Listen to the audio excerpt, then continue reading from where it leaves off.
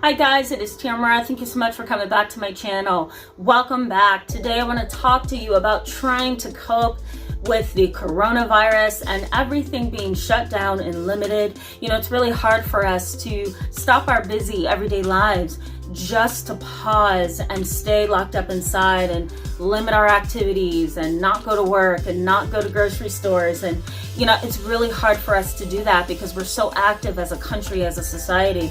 So a lot of people are dealing with depression and anxiety because of this, right? They're not used to having to shut their doors and do nothing. They're not used to having to sit at home and do nothing. So in this video, I'm going to give you a couple ideas and a little bit of support and what to do to get through this.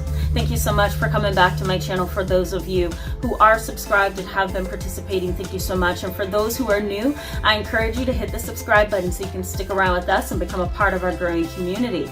The benefits for you in today's video is that I'm going to highlight a couple of things that you can do to cope and get through this lockdown that we are all in. You know, that's what it feels like. So I'm going to give you a couple of ideas. You know, I have been counseling for over 11 years now, probably 12, maybe going into 13.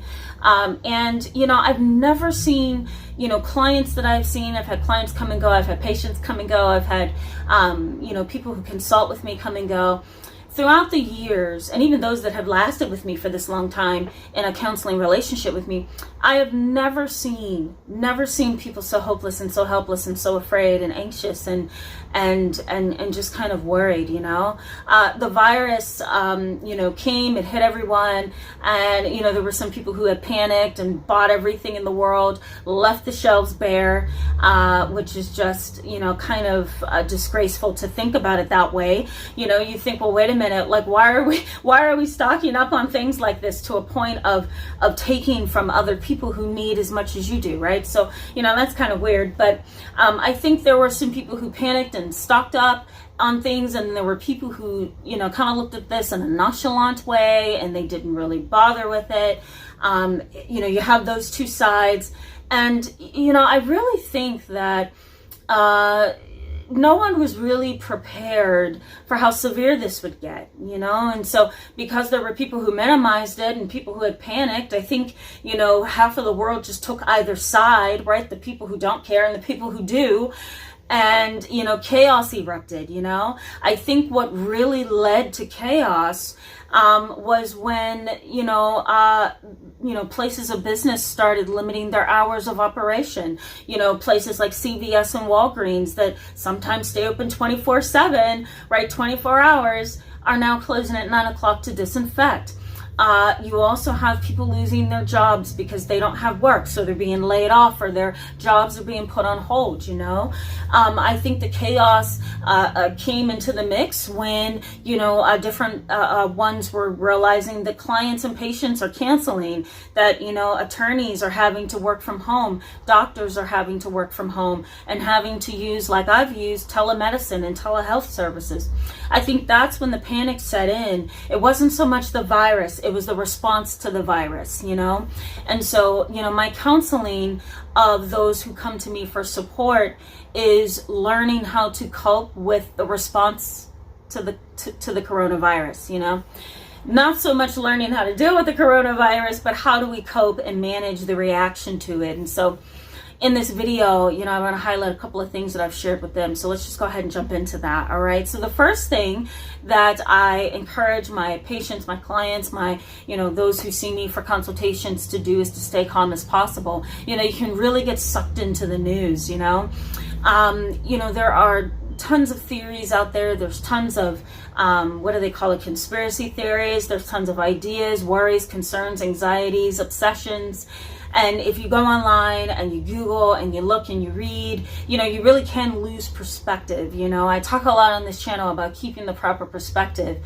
You want to be able to stay in reality. Once you feel yourself losing touch with reality because you're so sucked into all the news and the reports and the conspiracy theories, then you know you're getting too far in, right? You need to back up a little bit. So stay as calm as possible. The moment you exaggerate, the moment you start to fear, the moment you obsess, the moment, you know, things look like a catastrophe to you, that's the moment you need to realize that, okay, I'm going too far with this. I need to back up, and I need to, really try to monitor my emotions and my thoughts about all of this, okay? The next thing that I encourage you to do is to educate yourself to this. Even though you want to stay out of it, you want to manage from the outskirts, you want to keep a proper perspective, you also want to educate yourself. What is this disorder? What is this disease, I should say? I'm sorry. You want to ask yourself, what is this virus? What is this infection? What is this disease? And what does it look like? Try to educate yourself as much as you can to what are the symptoms? How can I protect myself from any kind of disease and infection that may be going around? Can I wear a certain mask? Should I really be wearing any old kind of mask, or should it be a specific one? Should I be covering my hands with these particular gloves, or should I have those, right? So you want to educate yourself, because I think a lot of people get so caught up in fear. They feel like, okay, I'm going to run to the Dollar Tree and I'm going to get some disinfect. Well, what if that disinfect is not strong enough to work, right? What if the fake Lysol from Dollar General, I really love you, Dollar General, I'm not trying to make you go out of business, I promise. But what I am saying is, what if the Dollar General or the Dollar Tree or the Five Below, which those are my favorite stores, what if those stores are selling items that's not really potent, There's been some controversy about that. What if the gloves that you're running to purchase at Walgreens are not the gloves that you need to protect you? So you really want to educate yourself and not panic and jump and run because you may be getting all the wrong things, right? The next thing I want you to think about is downtime. Downtime. Kind of look at this as a good opportunity and a good excuse to have some downtime. Sleep as much as you can. Take naps, exercise, care for your health, right? Care for your psychological health. Make sure that you are taking downtime seriously, engage in self-care, engage in relaxation. You don't want to go to a spa or get a massage, but you can do other things like get a hot bath, right? Put some candles around your bathtub. You can get long showers. You can create your own spa in your bathroom, right? You can paint your room, you can paint your bathroom, you can do some home projects. Just dedicate this downtime to you and to bettering yourself. I have a client that regards himself as a Christian, and that is my background as well. And I grew up in a Christian home, so I do a lot of reading of my own Bible. I do a lot of research and a lot of theological investigations and studies. That's always just been me. And so he does the same thing. And one of the things that I did was I kind of correlated his knowledge of theology with what's going on today. And I challenged him, hey, why don't you go look in your Bible and see if you can find, some philosophical truths about what we're going through in today's society.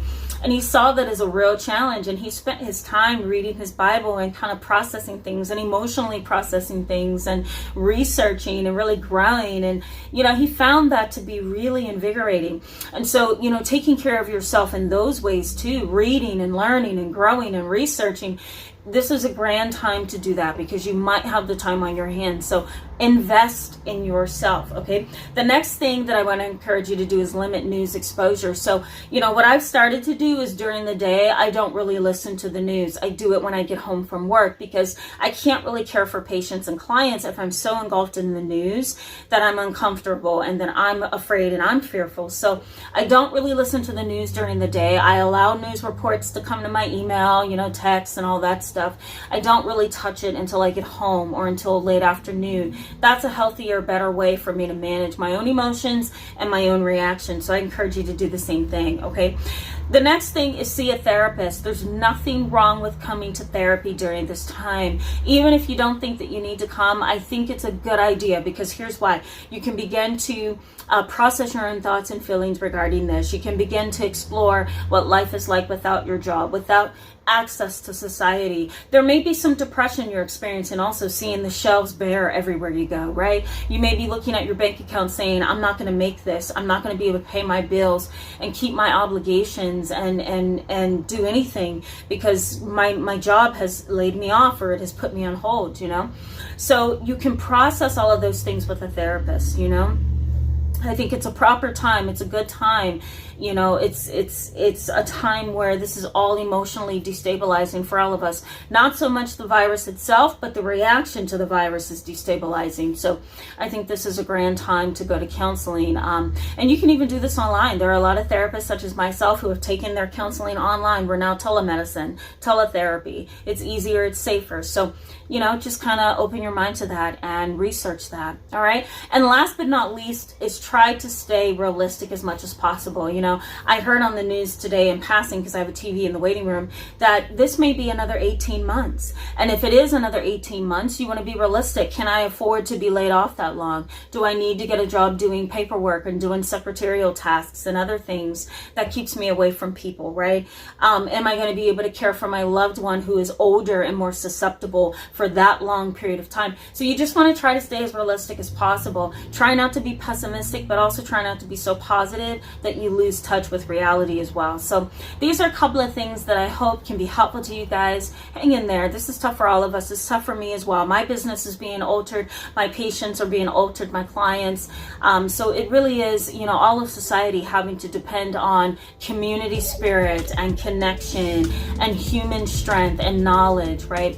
And, you know, the togetherness mindset to really get through this. So hang in there. Let me know how you're dealing with this in the comments section below, and let me know if some of these might work for you. Go ahead and hit that subscribe button so you can stick around. We're going to start talking about trauma in the next week or so, so stick around for that. We're going to try to be as normal as we can on this channel despite all of this chaos. I'll see you guys soon. Bye.